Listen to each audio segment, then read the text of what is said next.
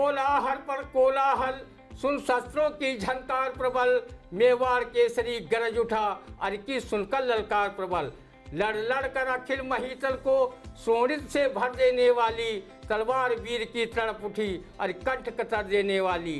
राणा का ओज महानन, सूरज समान चमचमा उठा, बन महाकाल का महाकाल, भीषण भाला दमदमा उठा। एक दुर्ग चित्तौड़ हाथ से निकल गया तो क्या है, अभी पास मेरे गर्व करने को बहुत बचा है।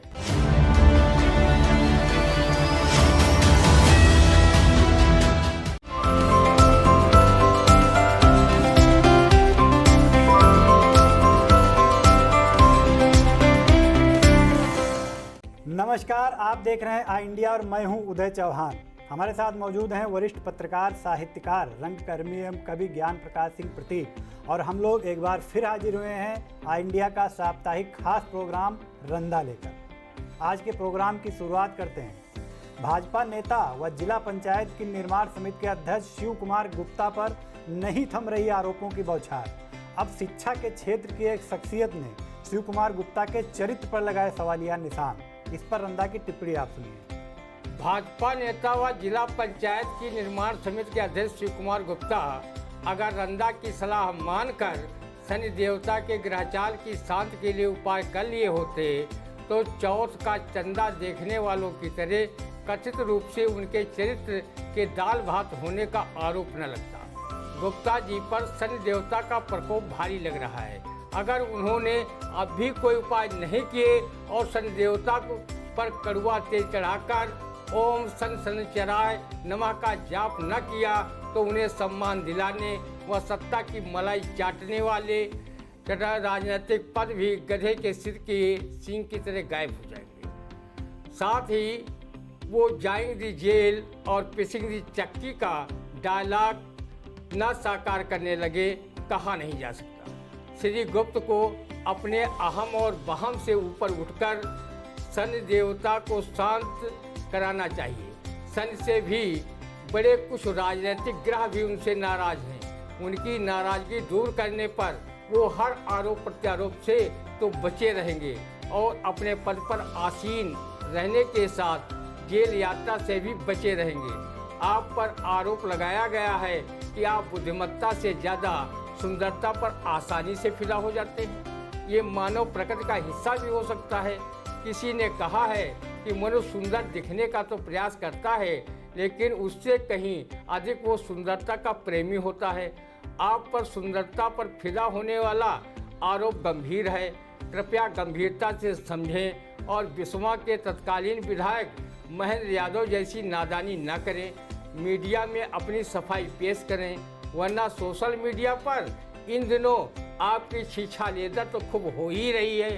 प्रिंट मीडिया व इलेक्ट्रॉनिक मीडिया भी जब एक नामी शिक्षण संस्थान की पूर्व प्रधानाचार्य के गंभीर आरोपों को हाईलाइट करना शुरू करेगी, तब आपके पास अब पछताए होत का जब चिड़िया चुग गई खेत की कहावत ही कहने को बाकी रह जाए। जी बिल्कुल। अब पिछले तकरीबन एक पखवाड़े से सीतापुर की सियासत में जिस तरह से शिव कुमार गुप्ता सुर्खियों में छाए हुए हैं, यकीनन कहीं न कहीं एक बड़ा सवालों के घेरे में इसलिए हैं कि पिछले दिनों जिला पंचायत की बैठक हुई, उसमें सदस्यों ने उन पर मनमानी का आरोप लगाया।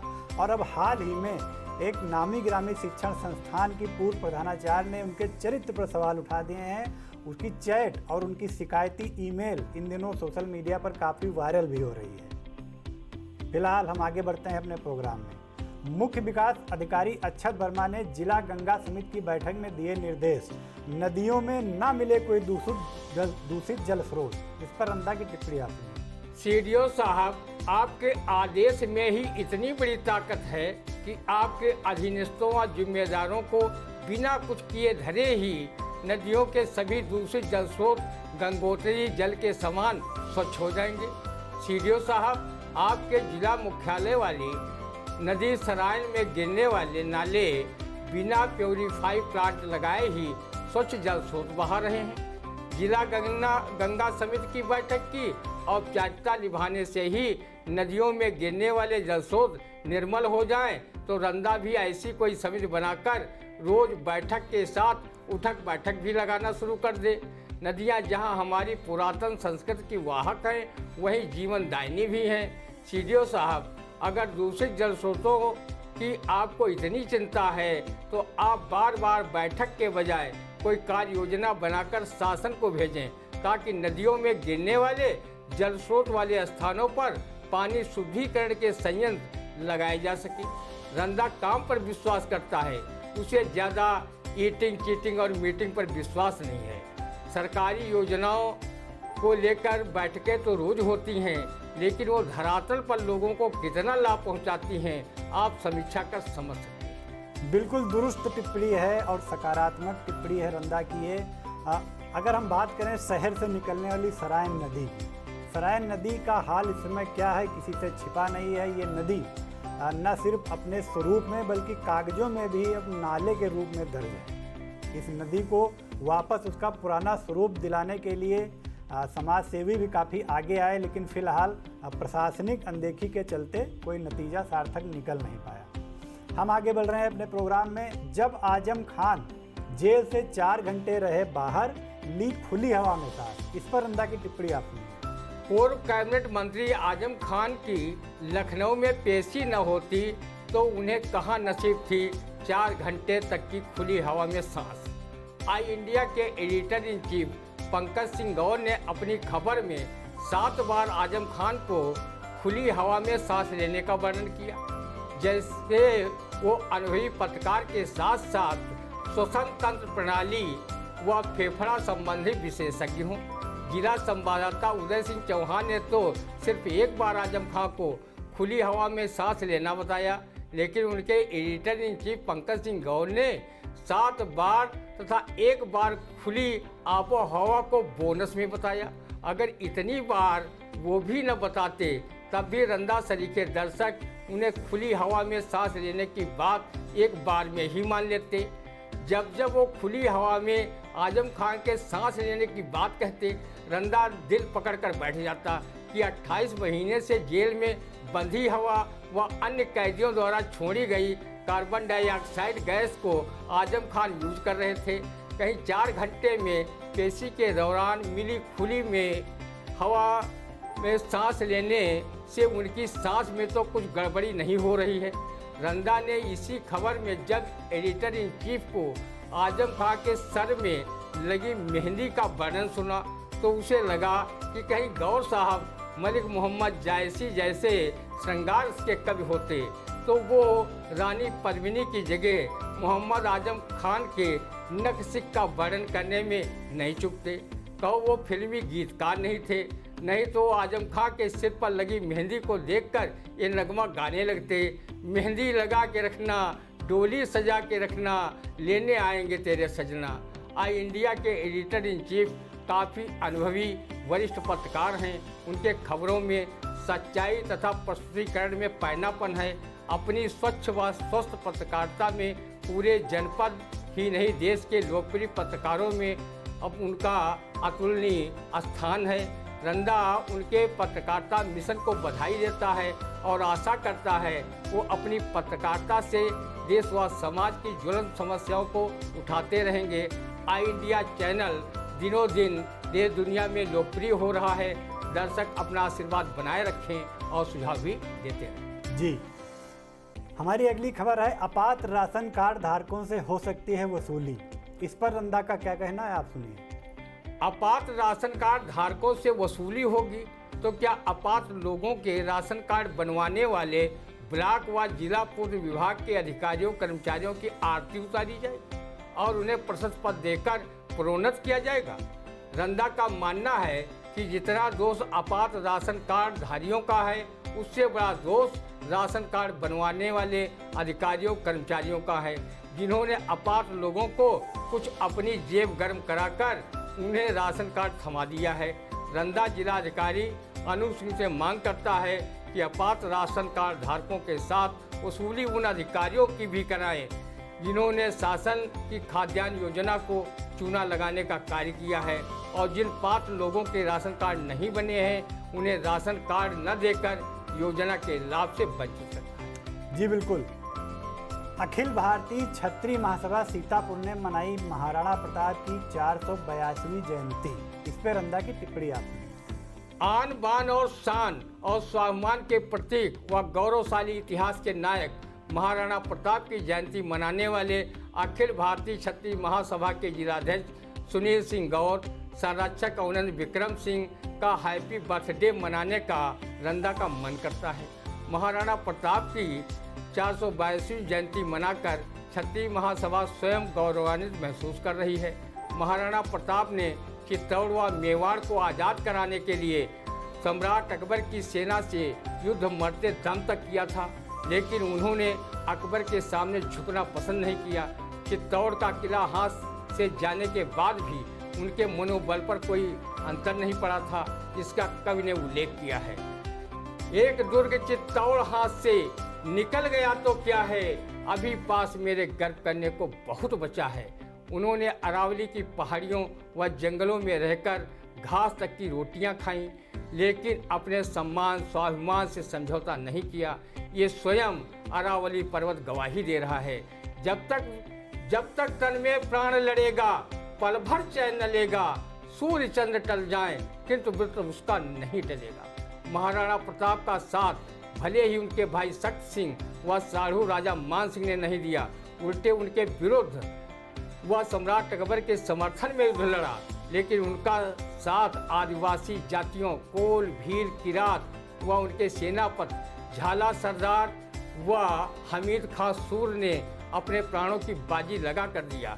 भाई सुनील सिंह गौर व अवनंद विक्रम सिंह सहित सभी क्षत्रिय महासभा के पदाधिकारी बधाई के पात्र हैं, जिन्होंने महापराक्रमी महाराणा प्रताप की जयंती मनाकर नई पीढ़ी को उनसे प्रेरणा लेने का सुअवसर प्रदान किया। रंदा महाराणा प्रताप के त्याग, बलिदान, साहस को याद कर उनके सम्मान में एक कविता प्रस्तुत कर रहा है। जल कोलाहल पर कोलाहल, सुन शस्त्रों की झंकार प्रबल। मेवाड़ केसरी गरज उठा, अरकी सुनकर ललकार प्रबल। लड़ लड़ कर अखिल महितल को सोनित से भर देने वाली। तलवार वीर की तड़प उठी, अरे कंठ कतर देने वाली। राणा का ओज महानंद, सूरज समान चमचमा उठा। बन महाकाल का महाकाल, भीषण भाला दमदमा उठा। जी, यकीनन महाराणा प्रताप की शख्सियत आज भी नई पीढ़ी के लिए प्रेरणा स्रोत साबित हो सकती है, बशर्ते उनके व्यक्तित्व व कृतित्व से नई पीढ़ी को रूबरू कराया जाता रहे। इसी तरह जैसे क्षत्रिय महासभा ने एक प्रोग्राम का आयोजन किया। ग्राम प्रधानों के विकास कार्यों में अनेक ग्राम प्रधानों पर लग रहे कमीशन खोरी के आरोप। महिला ग्राम प्रधानों के पति उनके प्रतिनिधि बनकर खा रहे मुर्गा बिरयानी। कई महिला प्रधान चूल्हे चौके तक सिमटी, तो कई सामंती लोगों ने अपने नौकरों को आरक्षित सीटों पर बनवा दिया प्रधान। अब प्रधानी कर रहे प्रतिनिधि बनकर दबंग व सामंत। इस पर आप रंदा की टिप्पणी सुनिए। चर्चा है कि ग्राम पंचायतों के विकास कार्यों में कमीशन रूपी मालपुआ खाने में नसीब न हो, उन्हें किसी पागल कुत्ते ने नहीं काटा कि वो प्रधानी के चुनाव में मतदाताओं को लुभाने में रुपया, दारू, मुर्गा बांटते घूमे। और चुनाव के हैं चार निशान, पूरी पुड़िया पौष प्रणाम का नारा साकार करने में मतदाताओं का रात दिन चुनाव के समय मनौना लेते घूमे। ग्राम प्रधान का पद अगर मलाईदार न होता तो लोक कवि भाई फारूक सरल ये कविता मंचों पर क्यों सुनाते घूमते और श्रोताओं की तालियों की बलैया लेते। का करिहो का जाए राजधानी माँ, मजा मारो संवरिया प्रधानी माँ। विधानसभा संसद में रोज जूते चले, योजना या जवाहर की फूले फले। मिले मुर्गा, दारू, बिरयानी इस गरानी माँ, मजा मारो संवरिया प्रधानी माँ। रंदा देख रहा है कि योगी मोदी सरकार एक तरफ महिला सशक्तिकरण पर जोर दे रही है, तो दूसरी ओर उसकी धज्जी उड़ाते हुए महिला ग्राम प्रधानों के पति स्वयं उनके प्रतिनिधि बनकर प्रधान पद के मालपुआ उड़ा रहे हैं और असली महिला ग्राम प्रधान चूल्हे चौके तक ही सीमित हैं। वो अपनी वेदना किससे कहें, इसको एहसास कर कल फारूक सरल ने कुछ इस तरह उनकी वेदना को व्यक्त किया है। छुटको बोली बड़कों से, सुन लो जिया, प्रधानी हमारे मजा मारे पिया। रंदा को बताया गया है कि ग्राम पंचायतों के विकास के लिए 70% तथा शहरी विकास के लिए 30% बजट आता है, जिसमें बजट का आधा तो प्रधान, बीडीओ, ब्लॉक प्रमुख, सेक्रेटरी, पंचायत मित्र, जेई व ठेकेदारों के कमीशन की भेंट चढ़ जाता है। 50% में कितना अच्छा गुणवत्ता परक काम विकास कार्य होगा, आप बिना ब्राह्मी पिए व च्यवनप्राश खाए समझ जाएंगे। विकास कार्यों की मॉनिटरिंग करने वाला कोई नहीं, जो विकास कार्यों में भ्रष्टाचारियों पर कार्रवाई की गाज गिरवा सके। किसी ने सच ही कहा है, घर का मुखिया बैठ महल में, सौवे टांग पसारे और कैसे सुधरे हाट मोहल्ले, घर आंगन चौबारे। कुछ सामंती वो दबंग प्रकृति के ग्राम प्रधान गरीबों की जमीनों तक पर कब्जा कर रहे हैं, जिसकी शिकायतें प्रशासन तक आया भी करती हैं। अगर ऐसा न होता तो किसी व्यंग कवि को ये कहने की जरूरत ही नहीं पड़ती। गुंडई करो, प्रधान बनो, नीचन व नीच महान बनो, जो संपत्ति जाको विधवों कहे तो वही का अपने नाम करो। रंदा सीएम योगी से अपील करता है कि विकास कार्यों में धांधली कर सरकारी धन हड़पने वाले जिम्मेदार ग्राम प्रधानों, ब्लॉक प्रमुखों व विकास से जुड़े संबंधित अधिकारियों की जांच कराएं और दोषी पाए जाने पर उनके विरुद्ध दंडात्मक कार्रवाई कराएं। नहीं तो ये शासन की उज्जवल छवि को दागदार करने में अपनी भूमिका निभाते रहें। बहुत ही मौजू ये टिप्पणी उठाई है रंदा ने। ये जो आपने भी कहा कि महिला ग्राम प्रधानों के पति व उनके प्रतिनिधि कोई उनका करीबी रिश्तेदार ही प्रधानी करता है। पिछले दिनों जिला पंचायत की बैठक जब यहाँ हुई, उसमें भी यही आरोप लगाए सदस्यों ने कि यहाँ महिला जिला पंचायत अध्यक्ष तो महिला है, लेकिन अध्यक्ष ही उनके ससुर चला रहे हैं। ये गंभीर आरोप लगाए गए सीधे तौर पर। और इस खबर से हमारी कुछ यादें भी ताज़ा हुई। आज से 13-14 साल पहले जो हमने अपनी पत्रकारिता शुरू की थी एक छोटे से कस्बे से, तो हमारी पहली बाईलाइन खबर भी इसी मुद्दे पर लगी थी कि घूंघट की ओट में पंचायती राज व्यवस्था। आपने आज वो यादें भी ताज़ा करा दी। फिलहाल हम आगे बढ़ते हैं अपने प्रोग्राम में। नहीं रहे कांग्रेस नेता व अधिवक्ता जमील अहमद खान, इस पर आप रंदा की टिप्पणी सुनिए। पानी जैसा बुलबुला जस मानस की जात, एक दिना छिप जाएगा जो तारे पर भात। कबीर दास का ये दोहा सभी के लिए है जिन्होंने इस प्रकृति में अपना शरीर धारण किया है। मृत्यु एक शाश्वत सत्य है, जो जन्मा है उसकी मृत्यु भी निश्चित है। वरिष्ठ कांग्रेस नेता व सुयोग्य अधिवक्ता जमील अहमद खान असमय मृत्यु के आगोश में चले गए। रंदा को विश्वास ही नहीं था कि वो इतनी जल्दी चले जाएंगे। वो सीतापुर शहर के यूथ कांग्रेस अध्यक्ष तथा बाद में जिला यूथ कांग्रेस के अध्यक्ष रहे। उन्होंने जो युवा कांग्रेस के लिए संघर्ष किया वो सदैव युवा पीढ़ी याद रखेगी। वो कानूनविद अधिवक्ता के रूप में उनकी पहचान थी। वो बार एसोसिएशन के पदाधिकारी भी रह चुके थे। जमील भाई हर दिल अजीज थे। उनके आकस्मिक निधन से जनपद का जर्रा जर्रा गमगीन है। रंदा खुदा से दरख्वास्त करता है कि वो जन्नत में असीम सुखों का भोग करें और उनके परिवारीजनों को असीम दुख सहने हेतु धैर्य प्रदान करें। जी बिल्कुल, जमील साहब के इंतकाल की खबर यकीनन दुखदाई और चौंकाने वाली रही। फिलहाल ये नियत है। हम आगे बढ़ते हैं। सपा संरक्षक मुलायम सिंह यादव ने कहा कि यूपी में लड़ाई सपा और भाजपा के बीच, इसके अलावा कोई नहीं। इस पर रंदा की आप टिप्पणी सुनिए। सपा संरक्षक मुलायम सिंह यादव जी, लोग समझ रहे हैं कि जितना आप मुलायम अपनी पार्टी सपा के लिए हैं, उससे अधिक मुलायम आजकल आप भाजपा के लिए चल रहे हैं। आज से कई वर्ष पहले कुछ विपक्षी दल आप पर आरोप लगाते रहे हैं कि मुलायम सिंह यादव अपनी धोती के नीचे आरएसएस वाली पैंट पहनते हैं। आपने अपनी बहू अर्पणा यादव को भाजपा में शामिल कराने में जो भूमिका निभाई वो भी अब किसी से छिपी नहीं है। अगर सपा भाजपा के साथ कहीं अपने भाई शिवपाल सिंह यादव की प्रसपा की भी तारीफ कर देते तो उनका भी मनोबल कुछ ऊंचा हो जाता और वो भाजपा के साथ आपके पुत्र की साइकिल को भी घेरने की हिम्मत जुटा पाते। लोग ये भी कहते हैं कि जिन लोगों ने आपको राजनीति में आगे बढ़ाने का काम किया, उनको आपने धोखा देने में कभी पीछे नहीं रहे। चौधरी चरण सिंह व चौधरी अजीत सिंह इसके उदाहरण हैं। जिस शिवपाल ने आपके लिए हर संघर्ष में साथ दिया। उसे आपने अपने पुत्र के साथ मिलकर दूध जैसी मक्खी की तरह साइडलाइन कर दिया। आलखंड में सही ही कहा गया है, भाई भतीजे राज के तीजे, बिगड़े साथ देत कोई। जी बिल्कुल, राजनीति में कुछ भी जायज़ है, ये तो कहावत ही है। हमारी अगली खबर है, भाजपाइयों ने अफसरों पर लगाया भ्रष्टाचार का आरोप। तो सीएम योगी बोले, पहले अपनी दलाली बंद करो, अफसरों को तो हम सुधार देंगे। इस पर रंदा की टिप्पणी आप। सीएम योगी की इस साफ गोई पर रंदा उन्हें धांसू सैल्यूट मारता है कि कम से कम जो आरोप खाऊ कमाऊ व दलाल टाइप भाजपाइयों पर विपक्षी दलों के नेताओं को लगाने चाहिए थे, वो आरोप सीएम महोदय ने उन्हें नसीहत स्वरूप स्वयं शब्दों की थाली में सजाकर परोस दिया। रंदा भी गुड माइंड गुड फाइंड कहावत का प्रबल पक्षधर रहा है। योगी महाराज की इस नसीहत से दलाल भाजपाइयों में जरूर खलबली मच गई होगी कि हमारी दलाली इतनी हाई प्रोफाइल हो गई है कि जिसकी खबर मुख्यमंत्री योगी जी तक है।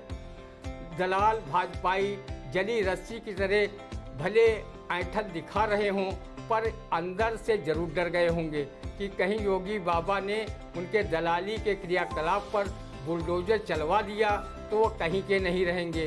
कुछ ईमानदार व बरसों से पार्टी का दरा बिछा रहे खांटी भाजपाई सीएम के इस बयान से दुखी भी हैं।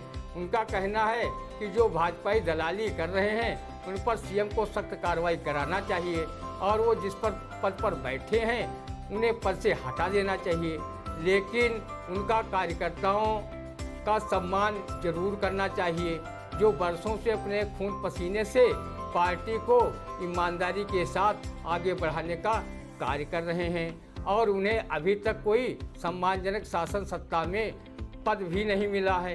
कुछ का कहना है कि जो दूसरी पार्टी से भाजपा में आए हैं उनके समर्थक कुछ ज़्यादा ही दलाली में मशगूल हैं। बिल्कुल, यहाँ पर बात वही चरितार्थ हो रही है कि भांग पूरे कुएं में पड़ी है। हालांकि मुख्यमंत्री की जो दूसरे कार्यकाल में कार्यशैली सामने आई है वो भ्रष्टाचार पर लगातार वार कर रहे हैं। यहाँ तक कि इतनी बड़ी कार्रवाई अभी 2-3 दिन पहले सामने आई कि यूपी के डीजीपी को लापरवाही के आरोप में हटा दिया उन्होंने। मुख्यमंत्री जी लगातार प्रयासरत हैं, जीरो टॉलरेंस की नीति पर काम कर रहे हैं, लेकिन बात फिर आकर वहीं अटक जाती है कि भांग पूरे कुएं में पड़ी है तो सिस्टम सुधारने में वक्त लगेगा। फिलहाल हमारी अगली खबर, मुख्यमंत्री योगी आदित्यनाथ ने अयोध्या की मलिन बस्ती में जाकर किया अनुसूचित जात की बसंती के घर भोजन। इस पर आप रंदा की टिप्पणी सुनिए। योगी धीराज एक बार बसंती की तरह रंदा के घर पर भी आकर भोजन कर लेते तो वो भी बसंती की तरह इतराता घूमता।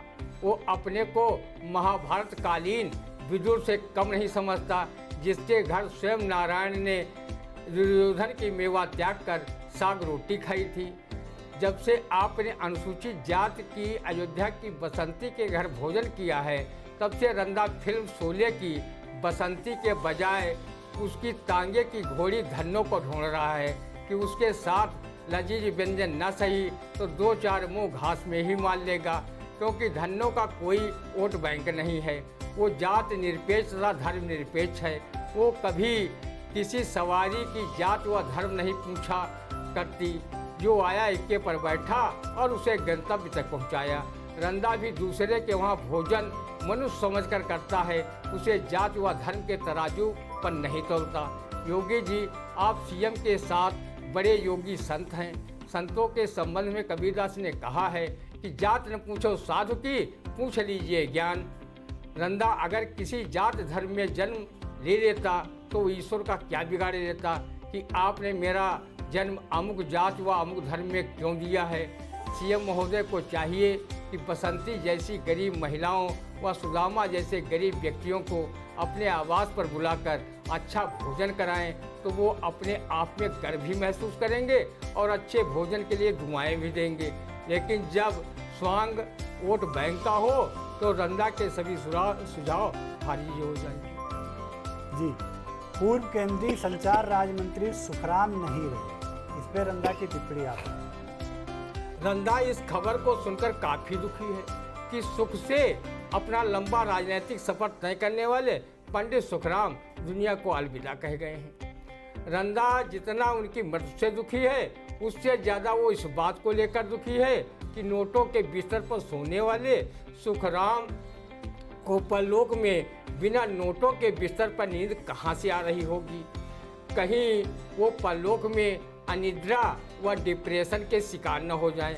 वर्ष 1991 में पीवी नरसिम्हा राव के मंत्रिमंडल में पंडित सुखराम केंद्रीय दूरसंचार राज्य मंत्री रहकर संचार विभाग में काफ़ी घोटाला किया था।